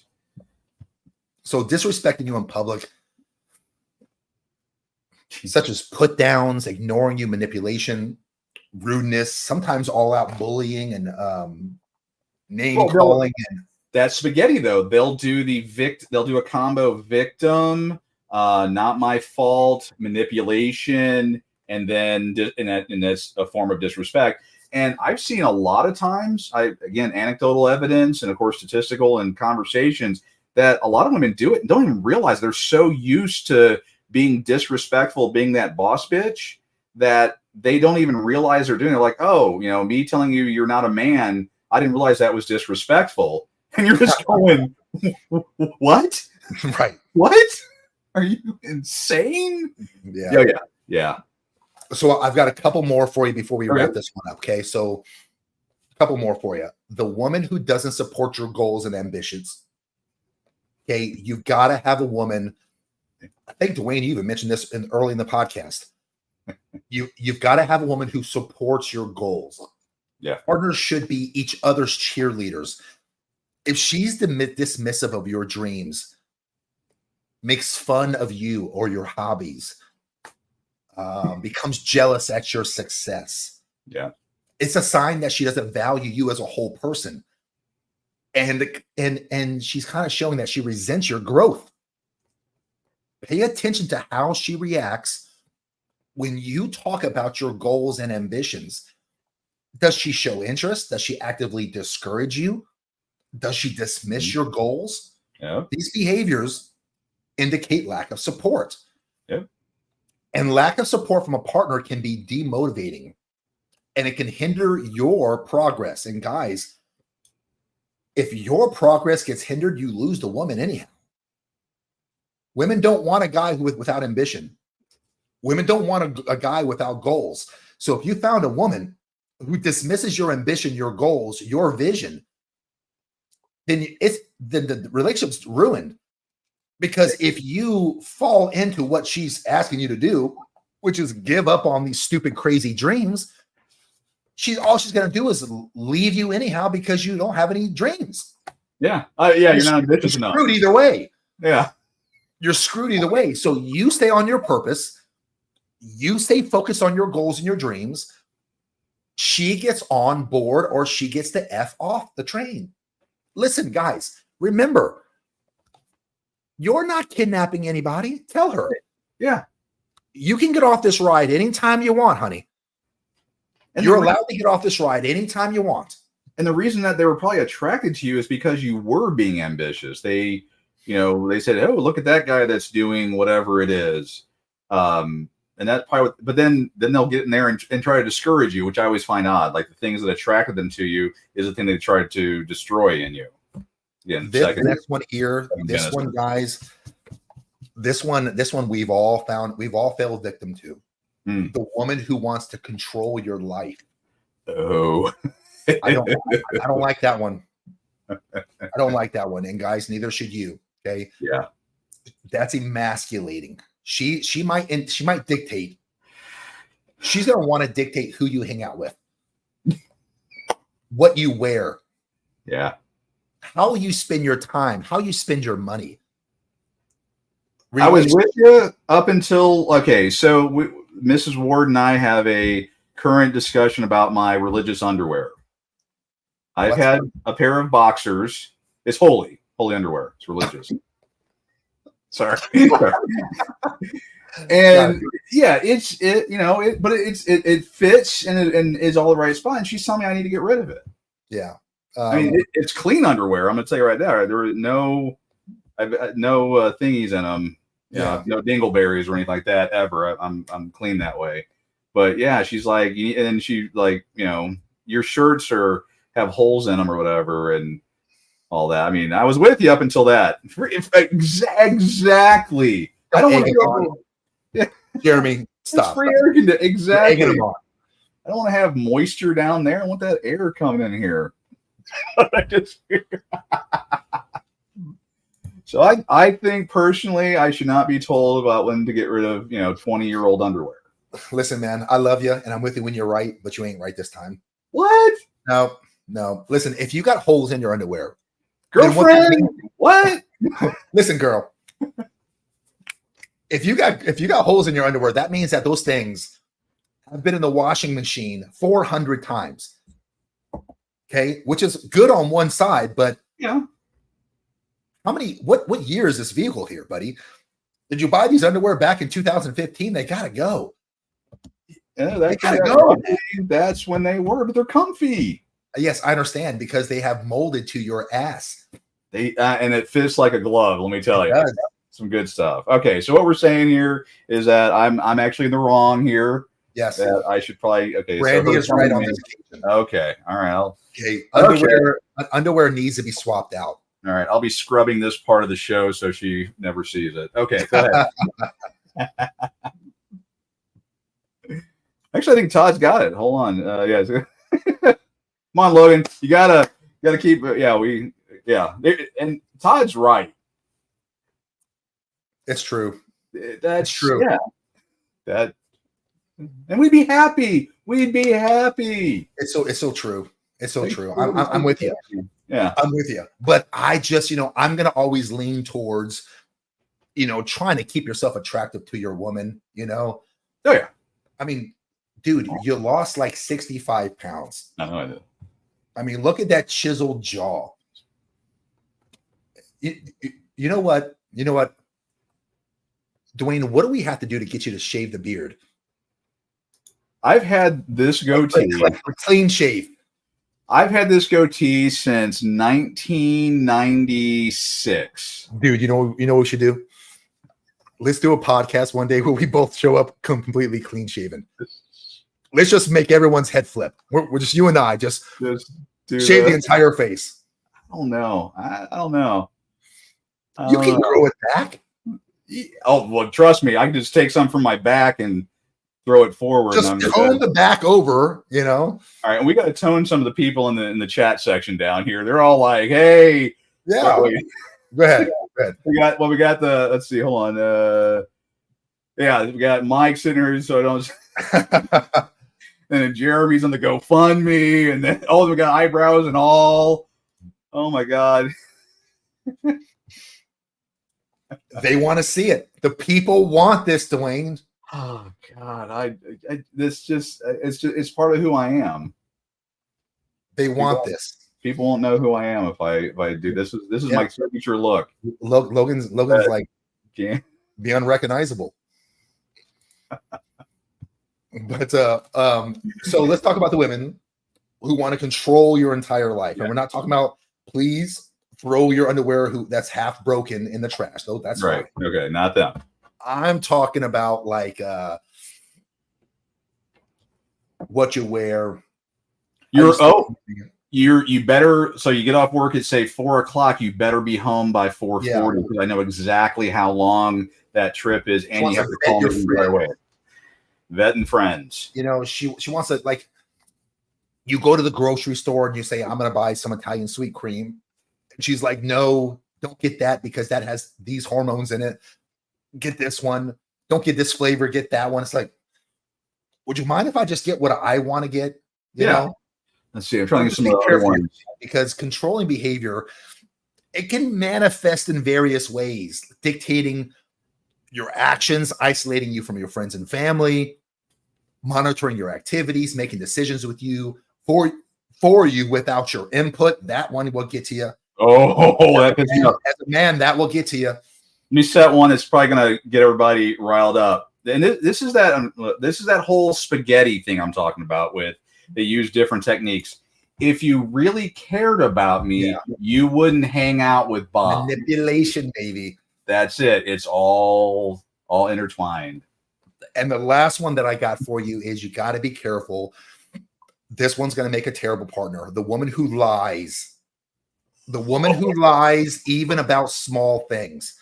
Yeah.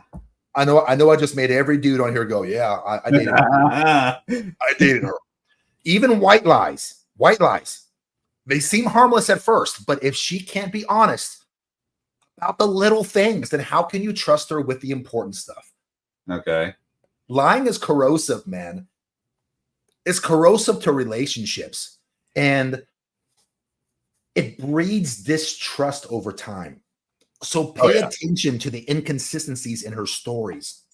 Yes. Frequent changes in details. Mm-hmm. Be careful and listen for when she is evasive with her answers. Okay. Yeah.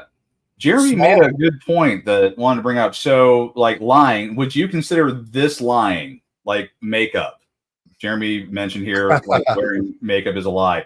I mean, should you take we've all seen the videos. Wearing makeup is a lie. It is. All right, there we go. It technically is a lie. Okay. You know what? The male equivalent of wearing makeup would be? Is this? No, because that's naturally us. How would women feel if we walked around with a sock in our crotch? Oh wait, you guys don't? Oh, this got awkward. one of those thick print. It's 20 years old. My underwear. Like, what if guys wore the platform shoes that give them 3 inches taller, socks in their underwear, or a toupee? Well, I'm writing this down. Hold on a second. We would get shamed. We would get shamed. Oh yeah. Can you imagine if there was a group of women who found that a guy was wearing a toupee? They'd trash him. Or if they found out that he was wearing 3-inch lifts on his shoes, they would shame him. Yeah. If they found out that he stuffed his pants with a sock, how is that any different? Yeah. Than what women do with wigs, the eyelashes, fake lips, the Botox, the breast implants, the BBL. I'm on the fence on the breast implants part. Go ahead. Yeah, me too. Me too. The breast implants get a pass. We'll pass on. Yeah, but lies though, you're right. Because I mean that breaks the trust, and I again, ladies that are listening, it's not the lie of commission; it's also the lies of omission. Yeah. That's the thing. Again, that's where I can say women are crafty. They will. I didn't lie to you. Yeah, you did. Like if I went to. I'll give an easy low hanging fruit one because I know some of the people are like, "What are you talking about?" So she goes out with her friends. Oh, hey, who was out there? Oh, just Sally and Sue and Mary and all that stuff, but neglects to mention that Chad, Wonder Wiener was there as well. Right. That's a black and white lie of omission. Lie of commission is she, banged him out in the back alley and didn't tell you about it. Just threw it so, guys, I mean, it's pretty obvious, right? I mean, even the small lies can erode your trust over time. And we know how important trust is. That's fundamental. You can't have a healthy relationship without it. So repeated dishonesty is going to create an environment to where you just can't be a part of it, man. You got to be able to trust your chick, man, or it's just not going to work. So, guys, that's our list of the top women that would make terrible partners. So I know some of those you guys have already dated, some I have, some Dwayne has. So just as you are vetting out there, try to avoid these women, because as you probably already know, it's just not going to work out long term. Yeah. You're going to end up losing your money, your time, your effort, your energy. It's going to be another broken heart, and it's just going to make you want to give up on a relationship altogether. And you guys are awesome, and you deserve to be with a great woman. So let's do better at vetting. Anything you have for us before we go to final thoughts? No, I mean, again, the things that Jimmy talked about, it's, again, something that people need to really sit down. As you pointed out earlier on, is that a relationship with your partner, your helpmate, is going to be the single biggest thing that you do. It's going to dictate. And again, a lot of the guys who are on here have been on the other side of that. If they found out the hard way that, the girl they got was not the right person. But it could decimate your entire future, your finances, your time with your children, completing your overall dreams and goals. And you just have to be able to, you got to not let the little guy think for the big guy. And I know it's hard not to. I mean, again, been there, done that. But you've got to start getting tools and start, vetting these chicks. And there are some good ones out there. Yeah. I mean, that's the thing. But I also understand the whole when, 5 of the 6 bullets in the chamber, it makes you not want to do any of it. You don't want to, be involved, but you've got to vet these chicks out, and you got to protect yourself. That's the environment that we're in at this point. Yeah. And don't make apologies. Like the whole prenup, postnup thing, don't make apologies for it. If she's not willing to do it, she ain't the right one. Don't ruin your life over that. It's just it's not worth it. Great advice. And I'm glad to be back. This is great. I mean, we took a couple weeks off, and I think the magic is back. I think we're having fun. So hope everybody did too. Yeah. Well, let's go to final thoughts. So really appreciate you guys tuning in for today's episode of The Big Show. And navigating relationships, you guys know it can be challenging. But being aware of certain behaviors can make you more informed. It can help you with more informed decision making. Remember, as a man, we take on far more risk when choosing a partner for marriage. So it's important to recognize the signs of unhealthy patterns, communicate openly, set clear boundaries to protect your well-being. While no one is perfect, mutual respect, honesty, and support are the foundations of any healthy relationship. Guys, stay mindful, trust your instincts, don't ignore her red flags, and don't be afraid to seek help if needed. Until next time, you guys take care, keep striving to be the best that you can. And guys, I want to see you in the relationships that you deserve. So thank you guys for tuning in to another episode of The Big Show on behalf of myself and Dwayne Ward. We'll see you guys here every single Sunday, 6 p.m. Central, 7 p.m. Eastern. Until next week, you guys have a great week, and we'll see you guys soon.